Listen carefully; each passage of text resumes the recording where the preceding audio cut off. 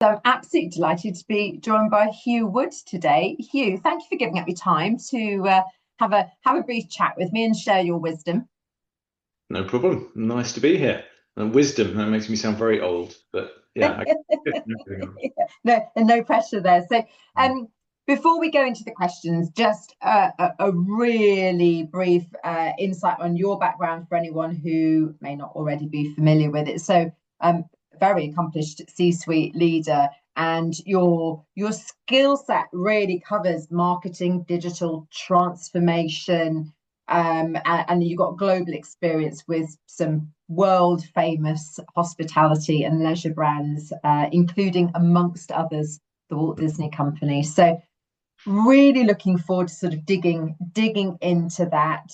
And as I said, I mentioned wisdom in the intro, but interested to hear your story Okay. and how you got to where you are today. So, if we may, Hugh, can we start with, would you share an insight to your career journey and those pivotal decisions or inflection moments that have kind of shaped the path for you?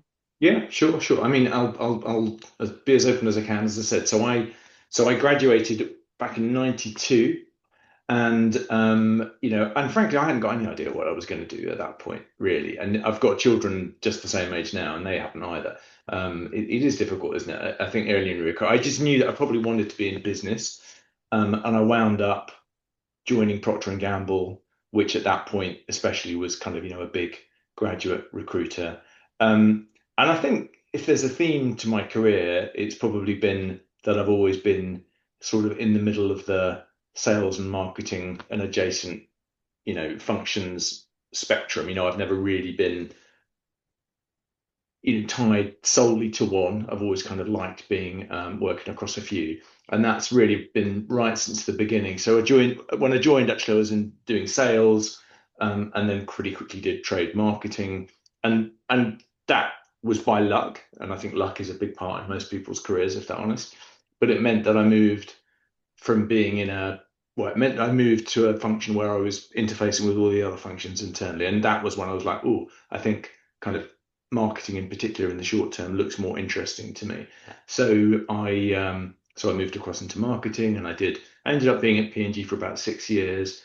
And it's a good business. I mean, I've got a lot of, fond memory. Mm. Still got friends that no longer there, but some that didn't leave so long ago.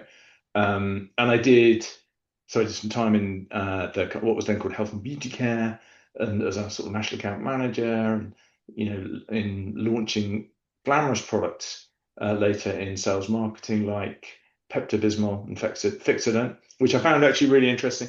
And then when I moved into marketing, I was in the fine fragrances business. So that was my first sort of 6, 7 odd years. And I think if I had my first sort of career pivotal moment was whether to stay at Proctor's rather, or move. And I did move, partly because I felt it was otherwise going to be somewhere that you end up staying forever, which seemed a bit scary. But I would say I made a mistake for sure. So if I have one, my first life lesson was I left having been a brand manager, and went and was immediately a marketing manager, and did a bunch of different jobs at Diageo, but again in this sort of sales and marketing nexus, so running marketing for franchise markets for Burger King around Eastern Europe and the Middle East, which was very much a sort of sales and marketing job, and very much about negotiation too with master franchisees. Then a relatively pure marketing job in the UK on the drinks portfolio on Tanqueray and J&B Whiskey and Archer's Aqua, which were my babies, and then moved and was the sales director with something called a business unit director. So sort of in that, moving around, either across the functions or moving between the functions, basically, I guess would be the story. And then I went to business school for a year in the mid 2000s. I did a thing called the Sloan at London Business School, and coming out of that, had a couple of years in hospitality again, with Pizza Hut. So where I was the CMO, but again, sort of sales and marketing for Pizza Hut in the UK. And then, you know, again, I guess by luck and chance, much more than strategy, if I'm honest. So I started looking around, And at the time, I was 35, 36, 37, around that kind of an age. I'd got two young children. I lived in Chiswick, and I got a call from the Walt Disney Company, or via a headhunter, which is based out of Hammersmith. I was like, okay, that sounds quite good. So I ended up basically running the UK travel bit of Disney that gets folks over to Paris and Orlando, both direct channels and third-party distribution and all the marketing and whatnot around that for 6 years. And then I did 5 years based in Paris, doing its boss's job basically, with the beers around Europe.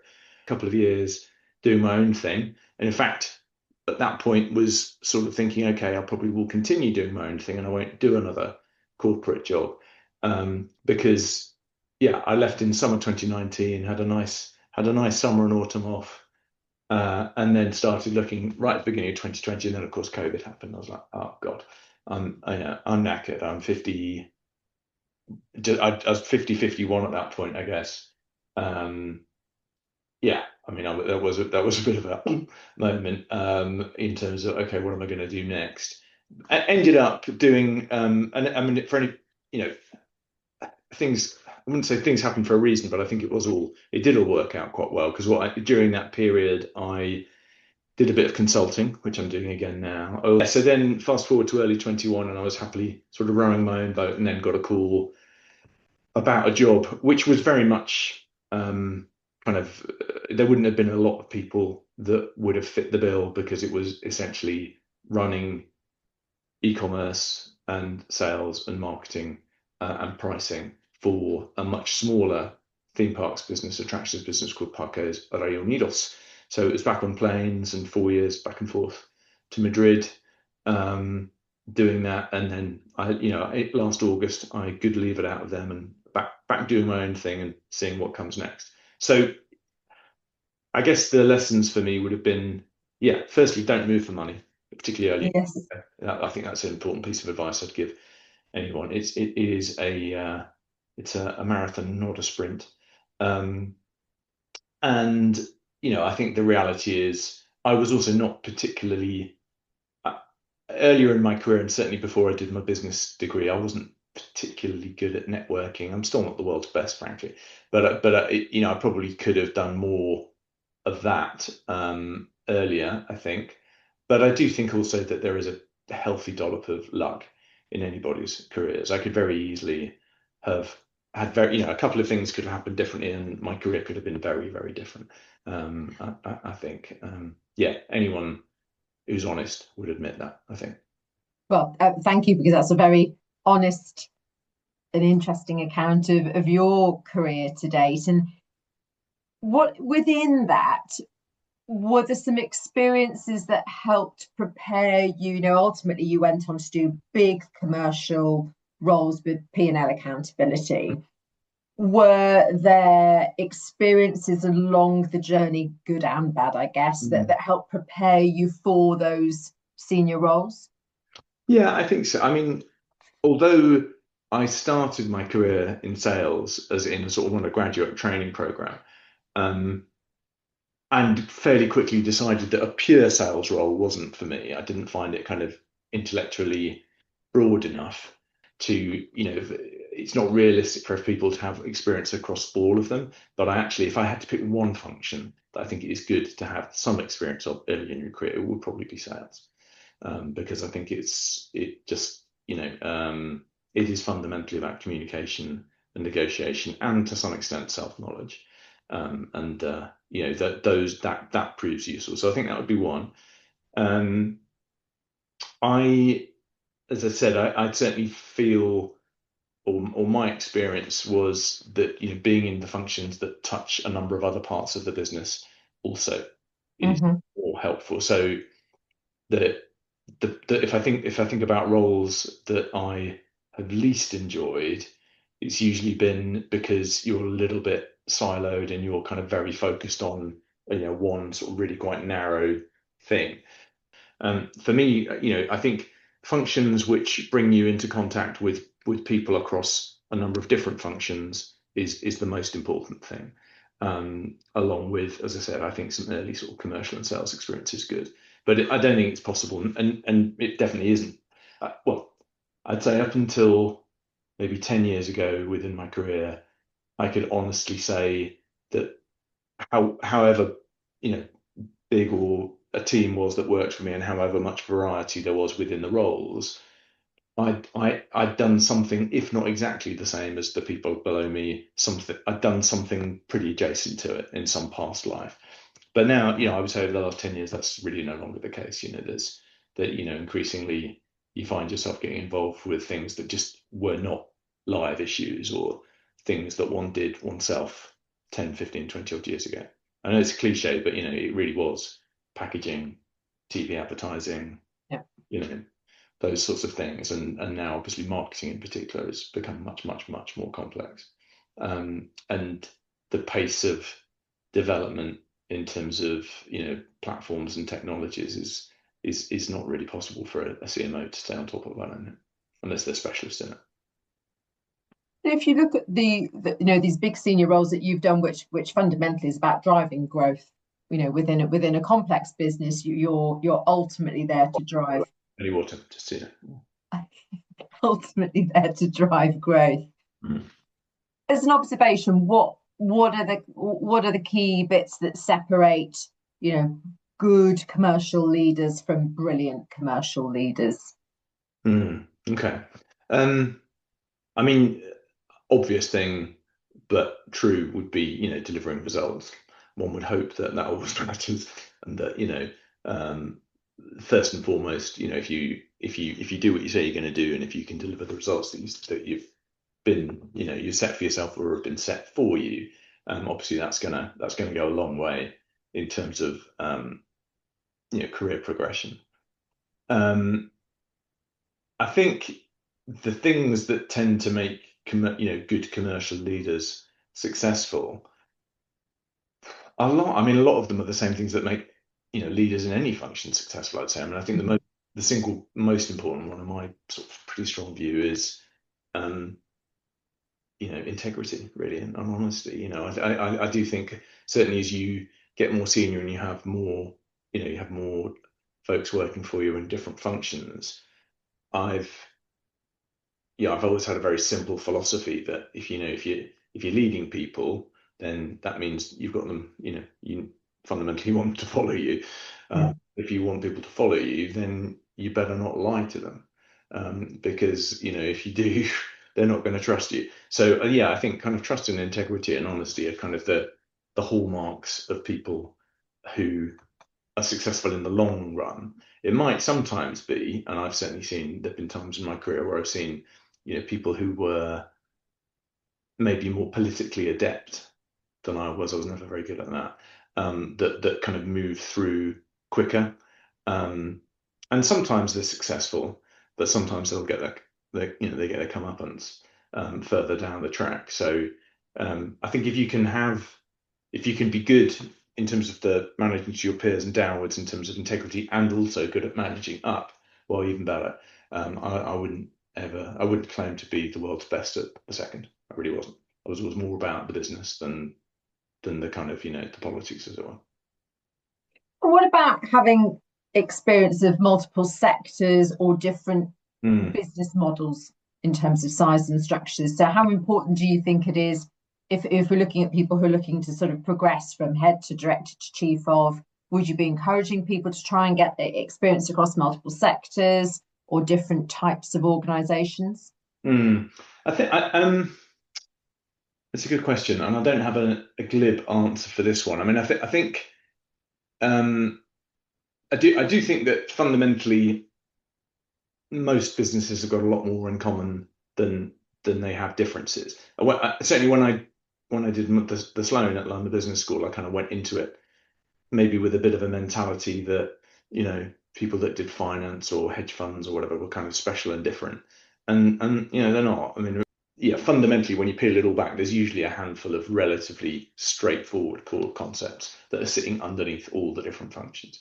So I certainly think that there's a lot of, when it comes to things like national account management, in distribution, marketing in terms of obviously, brand positioning, pricing. There are a lot of commonalities and lots of things that can be transported between different types of businesses.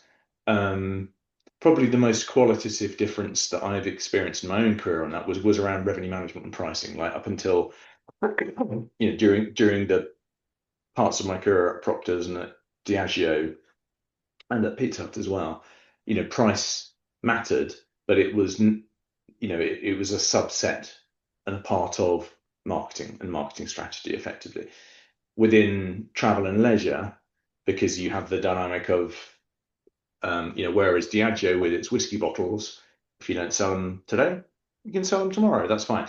But when it's 5,000 hotel nights, 5,000 rooms at Disneyland Paris tonight, you can't sell tonight's rooms after today. So and that dynamic of time perishable inventory, if you like, and what that does in terms of the value of pricing and understanding the way that different consumer habits work. The most fruitful commercially and in a way the most intellectually interesting one was Disney, because it really was like running a kind of massive game of Tetris almost, where you were kind of looking into the future and wanting I want my sort of 3-night trips from the UK and 2-night trips from Spain being booked 3 to 4 months out, and then I want my 2 nights from Belgium, and then I want my little ones coming in from France, and southern Belgium at the last moment. So massive value. Actually, I mean, we sort of grew the business a good 10% just in 1 year by sort of figuring out how to manage those dynamics better, and have the right offers in the right markets at the right time in order to play the Tetris better.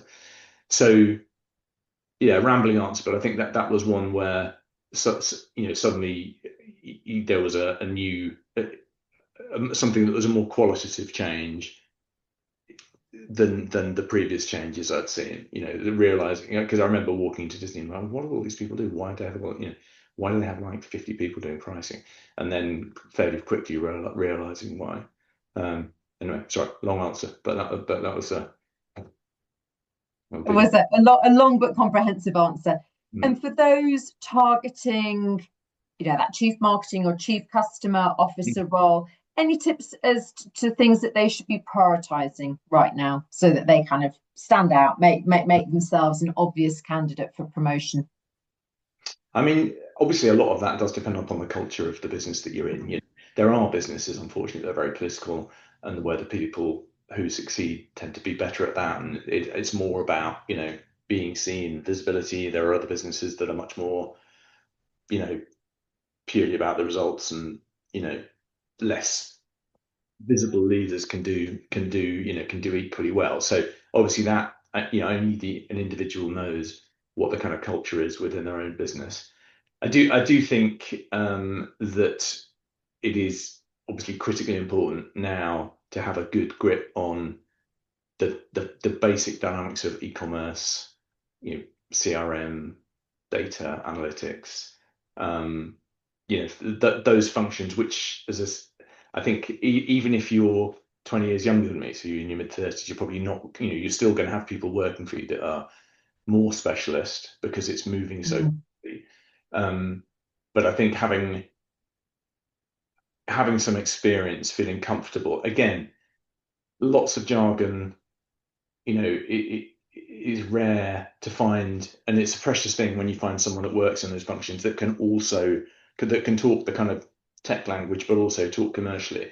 So I would say if you have any of them, hang on to them, because they're important. I don't think it's critical I don't think it's critical to be expert in everything, because, as I said, I just don't think that's possible now. But it is important to understand the core concepts. It is important to be able to go beyond the surface level and really ask the right questions. I mean, I think fundamentally, if you're running commercial for a business with some complexity, whatever your background is, however many different kind of companies or industries you have or haven't worked in, you're not going to be in a position where you're expert in everything. You get, a sales director who's now doing it. Maybe you're a marketing director. Maybe you've come through e-commerce. But there's going to be stuff that you've done a lot of and stuff that you've done less of.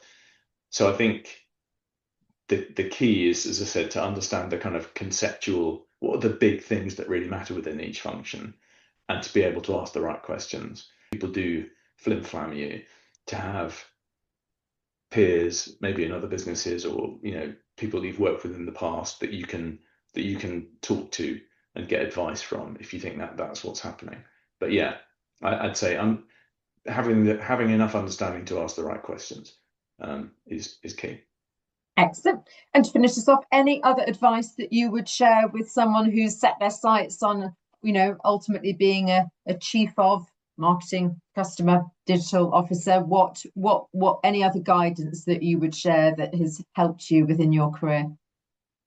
The only other thing, I mean, they're kind of obviously work hard. That doesn't matter. I think work ethic does matter. Doesn't mean burning oneself out, but it does matter, and people do notice if you're someone that people want to work with. Cultivating relationships, treating people with respect. I mean, I think a very easy way of thinking about an acid test in an interview is always, of course, would I really want this person to work for me? So I think being honest about yourself, how easy are you to work with? Are you someone who people in other functions will actively, would be actively pleased to be selected to be working with, versus like, oh God, it's Hugh, he's a bit of a pain in the ass. In the long run, those things matter, because organizations, there's a lot of informal communication, never mind what the appraisals are. So I would say, in the long run, goodwill out. So working hard. Very, very true. Hugh, thank you. That was great wisdom. I really appreciate your time. Great that you shared that with us. Thank you very much. Thanks very much. Thanks for having me.